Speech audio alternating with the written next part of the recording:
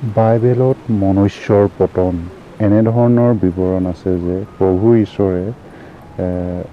প্ৰভু যীশুৰ ঈশ্বৰে নিৰ্মাণ কৰা সকলো বনৰীয়া জন্তুৰ মাজত সৰ্প অতি টেঙৰ আছিল। সি নাৰীগৰাকীক ক'লে, বাৰীৰ কোনো গছৰ ফল তোমালোকে নেখাবা বুলি ঈশ্বৰে বাস্তৱিকে ক'লেনে? তাতে নাৰীয়ে সৰ্পক ক'লে, বাৰীৰ গছবোৰৰ ফল আমি খাব পাৰোঁ, কিন্তু বাৰীৰ ফলত থকা যি গছজোপা আছে তাৰ ফল হ'লে ঈশ্বৰে কৈছে, তোমালোকে তাক নেখাবাও, নুচুবাও, তাকে কৰিলেই মৰিবা।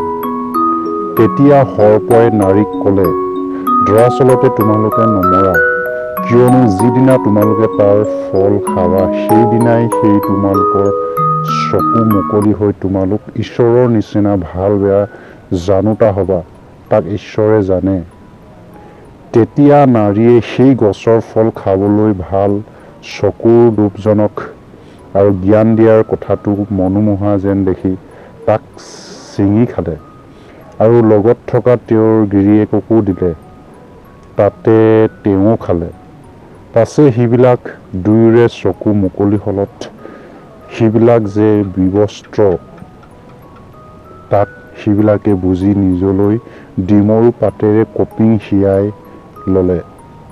পাছে ঈশ্বৰ যীশুৱে নিজৰ জুৰ পৰা সময়ত বাৰীৰ মাজত অহা যোৱা কৰা শব্দ সিবিলাকে শুনিবলৈ পালে। তাতে মানুহ আৰু তেওঁৰ তিৰোতাও।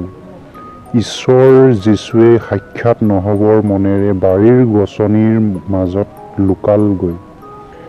তেতিয়া ঈশ্বৰ যীশুৱে মানুহক মাতি সুধিলে, তুমি ক'ত আছা?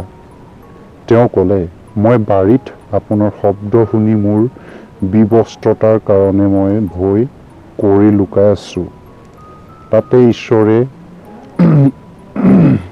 যীশু ঈশ্বৰে, বিবস্ত্ৰ আৰু তোমাক কোনে ক'লে? যি ঈশ্বৰৰ ফল নেখাবা বুলি মই তোমাক নিষেধ কৰিছিলোঁ, তাক তুমি খালা নেকি?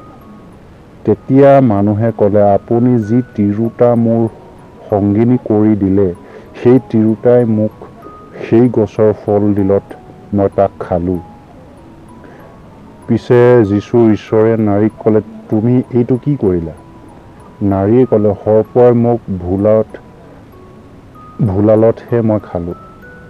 তাতে ঈশ্বৰ যীশুৱে সৰ্পক ক'লে, মই তই আৰু কৰ্ম কৰা হেতুকে সকলো ঘৰচীয়া পহু আৰু আটাই বনৰীয়া জন্তুৰ মাজত অভিশপ্ত হৈ পেটেৰে গতি কৰিবি আৰু তোৰ জীৱনৰ গোটেই কালত ধূলি খাবি। আৰু মই তোৰেই নাৰীৰ মাজত আৰু তোৰ বংশৰে নাৰীৰ বংশৰে মাজত শত্ৰুভাৱ উৎপন্ন কৰিম। সি তোৰ মূৰ গুৰি কৰিব আৰু তই তাৰ গুৰুৱা গুৰি কৰিবি। তেওঁ নাৰীক ক'লে, মই তোৰ গৰ্ভ বেদনা অতিশয় ৰূপে বৃদ্ধি কৰিম। তুমি কষ্টেৰে সন্তান প্ৰসৱ কৰিবা আৰু গিৰীয়েকালৈ তোমাৰ ইচ্ছা থাকিব আৰু সি তোমাৰ ওপৰত অধিকাৰ চলাব। পাছে তেওঁ আদমক ক'লে, যি গছৰ ফল নেখাবা বুলি মই তোমাক নিষেধ কৰিছিলোঁ, তুমি তোমাৰ তিৰোতাৰ কথা শুনি তাক খোৱা হেতুকে তোমাৰ কাৰণে ভূমি অভিশপ্ত হৈছে। তুমি জীৱনৰ গোটেই কালত দুখেৰে তাৰ পৰা খাবলৈ পাবা। কাঁইট আৰু কাঁইটীয়া বন সি তোমালৈ উৎপন্ন কৰিব আৰু তুমি পথাৰ শস্য ভোজন কৰিবা। তুমি মাটিলৈ উলটি নোযোৱা মানে তোমাৰ মুখৰ ঘামেৰে আহাৰ কৰিবলৈ পাবা, কিয়নো তোমাৰ মাটিত পৰা লোৱা হৈছিল, কাৰণ ভূমি ধূলি মাথোন, পুনৰাই ধূলিলৈকে উলটি যাবা।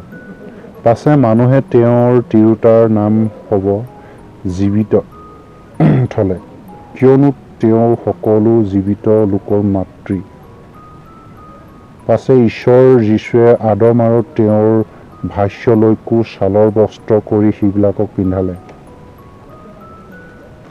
ঈশ্বৰ যীশুৱে ক'লে, দেখা, চোৱা, মানুহ আমাৰ এজনৰ নিচিনা ভাল বেয়া জানোতা হৈছে। এতিয়া সি কিজানি তাত মেলি জীৱন বৃক্ষৰ ফল লৈ খাই চিৰজীৱী হয়। এইবুলি সি যি মাটিৰ পৰা তেওঁক লোৱা হৈছিল তাতে খেতি কৰিবলৈ ঈশ্বৰ যীশুৱে মানুহক এডন বাৰীৰ পৰা উলিয়াই পঠালে। এইদৰে তেওঁ মানুহক খেদালে আৰু জীৱন বৃক্ষৰ পথ ৰখিবলৈ এডন বাৰীৰ পূবফালে কোঁৱৰবিলাকক আৰু চাৰিওফালে ঘূৰি থকা এখন জ্বলন্তময় তৰোৱালকো তাত থলে।